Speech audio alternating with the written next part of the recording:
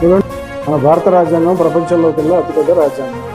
మన భారత రాజ్యాంగం ఫ్రీ అండ్ ఫెయిర్ ఎలక్షన్స్ మీద డిపెండ్ అయి ఉంది. ఇది ప్రజాస్వామ్యానికి వెన్నెముక. అయితే దీంట్లో బలహీన వర్గాలకు కానివ్వండి, ఎస్సీ ఎస్టీ వర్గాలకు కానివ్వండి, రిజర్వేషన్లు అనేది రాజ్యాంగం కల్పించింది కొంతవరకు. తెలంగాణలో సర్పంచ్ కానీ ఎంపీటీసీ జడ్పీసీ అని పోటీ చేసే అభ్యర్థులు సమయం పాటించండి. ఎందుకంటే ఇవాళ పరిస్థితిలో డబ్బు లేనిది, మనీ లేనిది, మజిల్ పవర్ లేనిది ఎవరు గెలవలేని పరిస్థితిలో ఉన్నది. ఇవాళ మా రాష్ట్రంలో కానివ్వండి, దేశంలో అదే పరిస్థితి జరుగుతున్నది. కానీ ఈ రిజర్వేషన్లు ఇవన్నీ పెడితే కొంత న్యాయం జరిగేదేమో. మరి రిజర్వేషన్ జరగకపోతే మాత్రం బలహీన వర్గాలకు, ఎస్సీ ఎస్టీలకు అన్యాయం జరుగుతున్నది. డబ్బుల ముందే విజయం అవుతుంది. కాబట్టి మీరు అనవసరంగా ఎన్నికలు ఫైనల్ గాంధీ ఖర్చులు పెట్టుకొని మీ ఆర్థిక పరిస్థితులను దిగదార్చుకోవద్దని కోరుతున్నాను.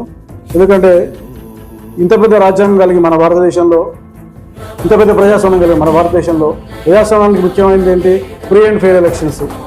ఎన్నికల కమిషన్ కూడా దీని మీద చూసుకొని మజిల్ పవర్ కానీ మంది జరగకుండా చూసుకోవాల్సిన బాధ్యత ఉన్నది.